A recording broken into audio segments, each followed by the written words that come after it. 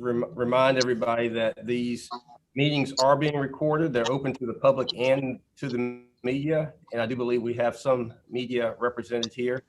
And with that, yes, Ms. Clan, if you would call a roll call, I'd appreciate it. Presiding Justice Namias. I'm here, thanks. Chief Judge McFadden. Here. Vice Chief Rickman. Here. Judge Walter Davis. Here. President Amero. Here. President-elect Paget. Judge Kite. Judge Melanie Cross. Here. Judge Sizemore. Here. Chief Judge Asha Jackson. Here. Chief Judge Chris Brasher. Here. Judge Fletcher Sams. I'm here. Judge Van Pelt. I'm here. Chief Judge Sarah Wall. Saw her earlier. Judge Wall. I'm here, Cynthia. Absolutely. Chief Judge Bagley. Here. Judge Blanchard. Here. President Taylor. I'm here. President Wong. Here. President Lisa Jones. I'm here. Thank you. President-elect Greg Price. Present, thank you. President Kelly Walk. President-elect Carrie Carter with the probate court judges. President TJ Hudson. Here. Judge Quinn Casper. Present. President of the Municipal Court Judges, Willie Weaver. Here. President-elect Lori Duff. Present. President of the State Bar of Georgia, Don Jones. Here. Chief, that completes the roll. Okay, thank you, Cynthia. So just by way of update, if you're not speaking, just go ahead and mute. We've got about 70 folks on the call that will help with background interference. As you know, we issued the most recent judicial emergency order on the 10th of September, which is our 6th extension. The main thing we did in that was open up grand jury proceedings on a discretionary basis. And then the other main thing we did was implement the local committees for purposes of planning the jury trials. You have seen now the grand jury guidelines that have been issued. We had talked about them in advance. Judge Sams has 2 questions that he's asked on this call. One of the questions reflects some of the feedback that we have received since we issued that order. His second question, if you see it in the chat box, is, may more than 12 grand jurors be summoned at a time if it's to a larger room such as the jury assembly room so that social distancing is maintained? So we've received that as probably the most common question since we issued the guidelines. And I think the answer has to be, what we tried to do with the grand jury guidelines was establish best practices. We did not intend to have magical hard, fast rules. I recognize that's how we rewrote it.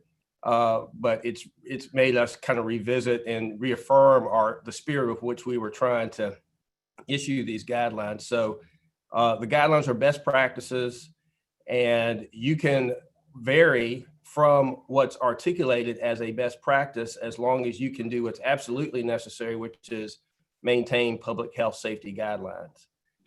So hopefully that is enough clarity to address that. And of course, we apologize for any confusion that we created there. Along those lines, I think Tracy and Cynthia have circulated to you guys the Department of Public Health District contact list. This is a list of public health officials, doctors who are available to you for consultation in your circuits and in your area. So if you have a public health question, you can ask them. I think the emphasis will be on medical public safety questions, not on necessarily legal questions or even policy questions. And of course, everybody knows how to walk those fine lines. So but that list is provided to you. Similarly, we circulated to you the draft jury guidelines. I recognize that we already issued the directive that local committees start forming with a goal towards targeting those jury guidelines that have not yet gone out, but we do have those in circulation to you. Hopefully, you've had a chance to look at those. That's the main thing we want to cover in today's call, is hear from you any feedback that you want to share.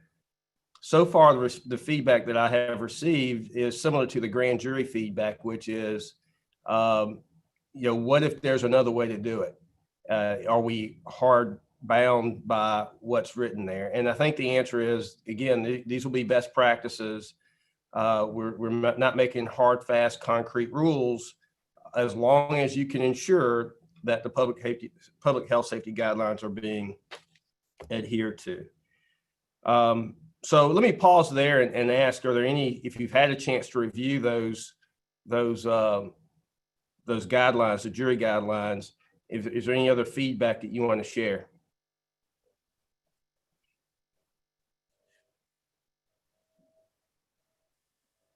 All right. I take it that most people are in line with the idea of making sure that you have the flexibility to achieve the objectives in a way that your circumstances might allow. All right. So with that, I'll tell you the things that we're continuing to work on. We are still working on the virtual grand jury question. The task force has given us some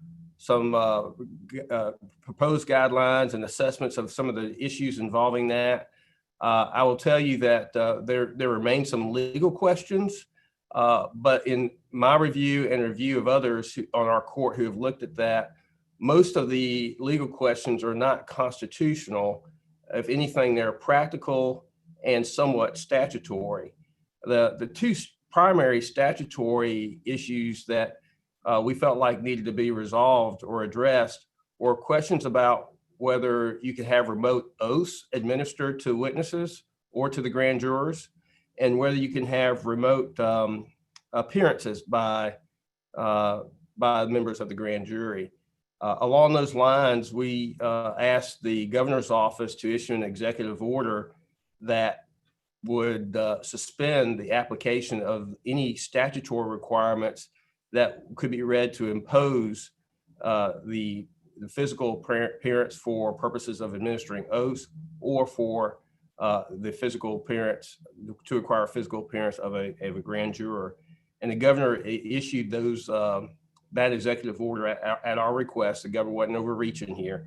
At our request, he did that on the 10th of September. We feel like that is sufficient to suspend those provisions, and the governor had to do it because under the Judicial Emergency Act, I don't have that authority to suspend anything substantive. Our authority is mainly driven towards deadlines and such. So that's in place. So as we lead up into our October order, the things that I think we want to do there, if all continues to go according to plan, would be to reinforce the opening of grand juries, not on a discretionary basis, but across the board, and then open up jury trials. And again, as we've said before, we would maintain the hold on the statutory speedy trial provisions. All right, so that's everything I think I have to share with you guys. Is there anything y'all want to say in response to anything that I have raised or have not raised? Anybody? All right. Judge LaGrew, is there anything you want to add as far as the task force and its activities? Just 3 quick points on the local committees. One of the concerns, and I think you've already hit it, but just to reemphasize, is the public health community is a little concerned that they think sometimes they're being asked for legal advice versus health advice. So if everybody could just sort of remember that as you're reaching out to the Department of Public Health folks on your local committees. We are working towards PSA time, both potentially one to be put on the website for jurors at some point when we get to jury trials, and maybe locally And we're also moving forward on taking a look at some legislation that would help with COVID in the next session after the first of the year. That's my report, Chief.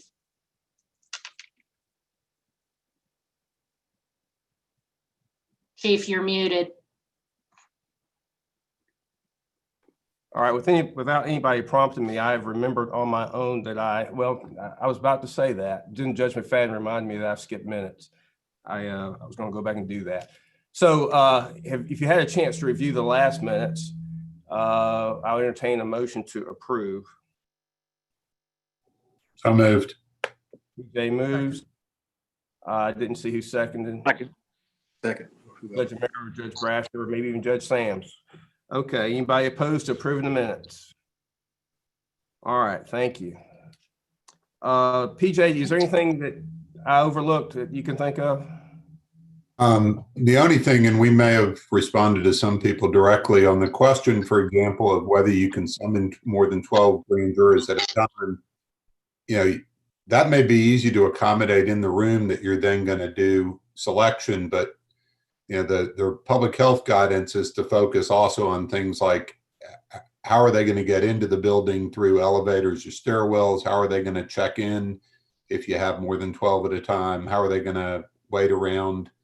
And so it is kind of a macro process where all the pieces have to fit together. And so when the chief says that the goal is ultimately the public health guidance, it has to be at every one of those steps, not just do you have a room big enough for more than 12 at the end of the day.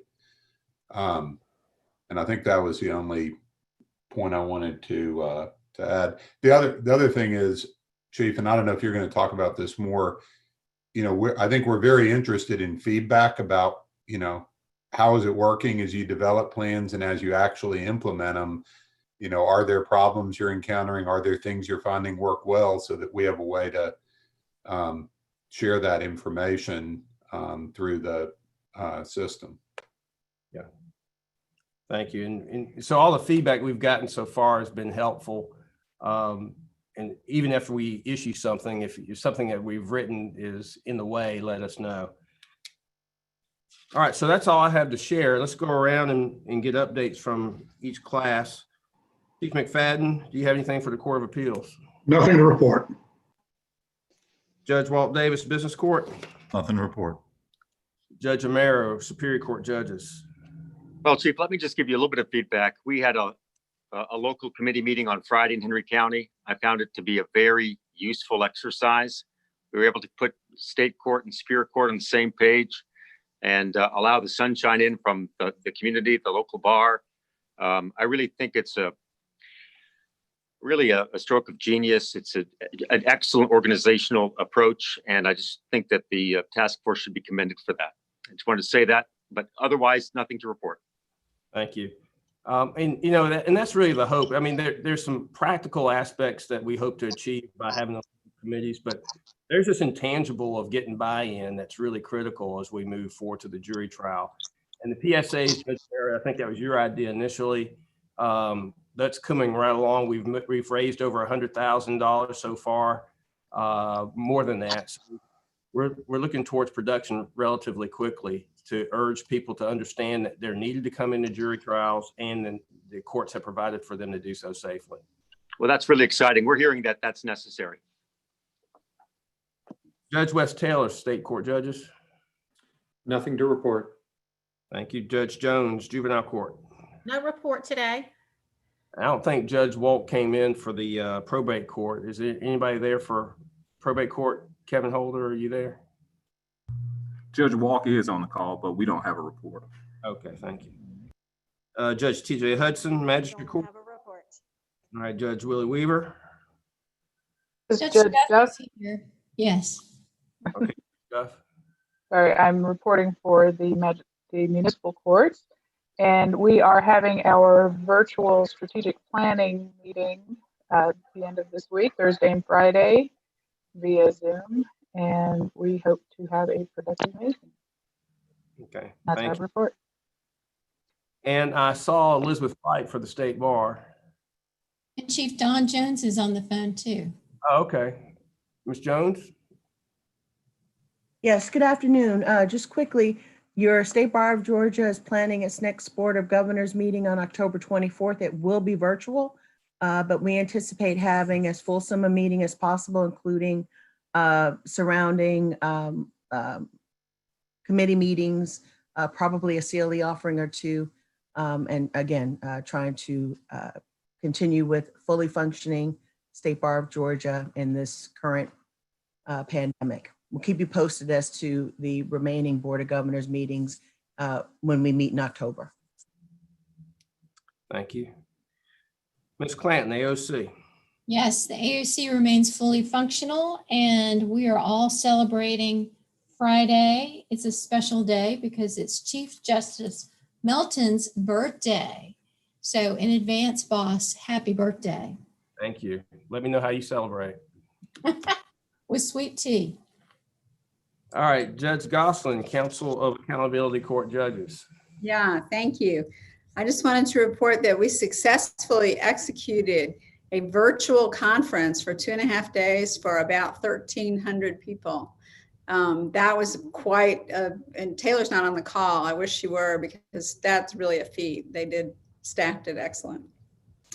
Also, each accountability court is required to submit their pandemic plan by the 30th. And we hope once of this month, and we hope that once that happens, we'll have some best practices available for accountability courts as well out of the council.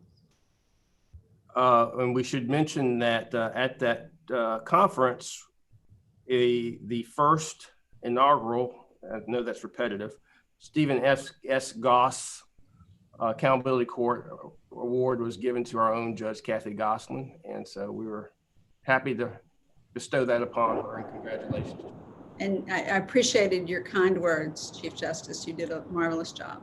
Thank you. Georgia Commission on Dispute Resolution, Ms. Johnson. Hi, Chief, this is Carly Saz on behalf of Tracy Johnson, and we don't have anything to report, but a very happy birthday to you. Thank you. Anybody from the clerks, Council Superior Court clerks? Hi, Chief Justice. Hi, this is Tina Robinson. And happy birthday to you. My birthday was the 14th, so we're both September babies. But we have nothing to report. Thank you. Thank you. I do think September is the judicial birthday month. Carly Screer, Commission on Professionalism.